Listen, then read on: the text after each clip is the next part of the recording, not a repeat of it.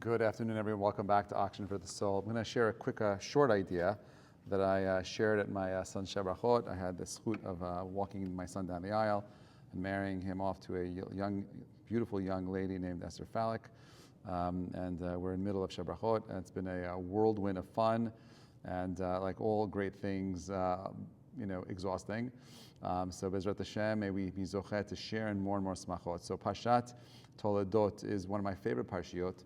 Parshat talks about this sibling rivalry between Yaakov and Esav, but it also speaks a little bit about Yitzchak. And Yitzchak is one of those figures in the Torah that is very little. We know very little about him. Everything about him is shrouded in some kind of mystery. But there's something fascinating about his story, barring the Akedat Yitzchak and barring the whole episode with him giving the brachot to Esav and Yaakov.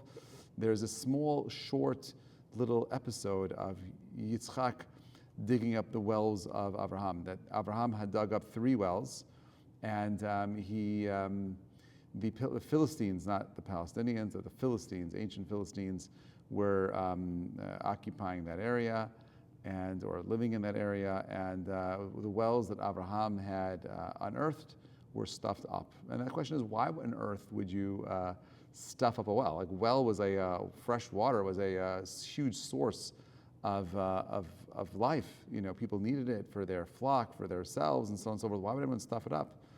And the simple answer is that because you think about control. If you have people that have access to free water, you can't control the water, you can't control the people. You control the means of production, you control the people. This is a very deep communist idea, seizing the means of production. Mamnani speaks about this, right? So Avraham says we want true chesed. Chesed is to give anything and everything to everybody. Be open, let people decide, give them the water, let them choose how they want to live their lives. The Philistines say no. We're going to stuff up the wells, and we're going to give water on our terms. Yitzchak comes along and he says, no, I'm going to redig the wells that my father Avraham had dug up. Pasuk says, "V'yatek misham v'yachbor be'er acheret v'lo ravu alea v'yikra shema Rechovot v'yomer ki ata herchiv Hashem lanu parinu." Right? He moved, and there he dug another well, and they did not quarrel over it. No one fought him for it, so he named the place Rechovot and said, "For now, Hashem has made a space for us, and we'll be fruitful in the land." Okay, so the first well that Avraham digs is called Esek, right? He digs it Esek. Esek means arguments. The second well that he digs up is called Sitna, which means hostility. 2 words, arguments, hostility, are both hostile words. And finally, the third well that he digs is called Rechovot, which means like spaciousness, peace, expansionism, and so on and so forth.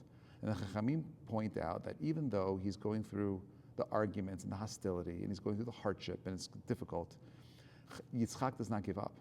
He has this tenacious nature in him. He keeps digging the same earth, the same desert, until he finds the Mayim Chaim, until he finds this life-giving force. And the blessing of Rechovot only comes after the persistence. The blessing of expansionness, of spaciousness, of shalom, of peace, only comes through persisting through conflict. Last night, not too far from our synagogue, there were these protests.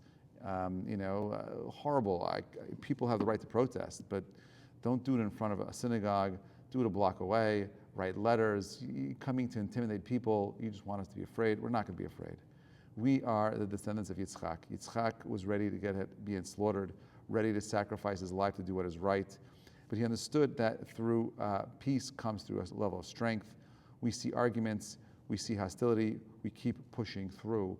And just like Yitzchak, we say, Ma'aseh avot simel habanim, the actions of the father are told to the children. We too will persevere. A Jewish home is also called a ma'ayan. And so one of the beautiful things about watching a chuppah and going through the Sheva Berachot is that everything feels like a Rechovot. Everything is wide, open, full of bracha, shefa coming down. But real marriage, real life, like so many of my students know, comes through lots of esek and sitna, through moments of hostility, through moments of arguments, misunderstandings, pressure, different expectations. And the way in which we build a marriage is the same way we build a society. We're going to fight, we're going to argue, but we're committed to the process of making things work. We're committed to figuring it out together. And as long as we see each other as human beings, as partners in this world, we can overcome whatever challenge comes our way. So we don't assume that tension means that the well is dry. We don't assume that when things are going, there's hostility and there's arguments, that we walk away. It means we just keep digging. We dig with patience, we dig with respect, we dig with honest conversation. And beneath the dust of the ego, right, and habit, there's always fresh water. There's always this life-giving force. The deep love, the shared values, the neshamot that God brings together is the power to, has the power to bring endless life and potential into this world. So when we read the Parsha itself, it's so easy to talk about the nature of the differences of opinion between Yaakov and Esav, but in reality, we say, Yisrael alfa pi shechata, even though Esav sinned and he made lots of bad choices, he's still part of the Jewish people. The Jewish people are a microcosm for the world. And so while I don't want there to be pain in the world, but when we know anti-Semitism rears its ugly head, we know that that pain is not just coming for us, it's coming for the world. So the way we fix that is by recognizing it's okay to have differences of opinions. It's okay to argue. It's never okay to give up. It's okay to have an opinion. It's not okay to intimidate and to try to dissuade people from going to synagogue or being part of a Jewish community. That's not okay. That's people who are like the Philistines trying to unplug or plug up the wells. They don't want people to have choice. It's their way or the highway. But just like in this week's Parsha, Yitzchak, he had the last laugh, my friends. So will we. May we zocheh to see the continued building of Am Yisrael and the world into a place of simcha, a place of expansive interconnectedness, a spacious peace, a place where we can live in harmony with each other, a place where we can agree to disagree and still find that commonality. In that space, keep digging, Bezrat Hashem will hit that water and bring that life-giving force to the world. Shabbat Shalom, everybody. Thank you so much for listening.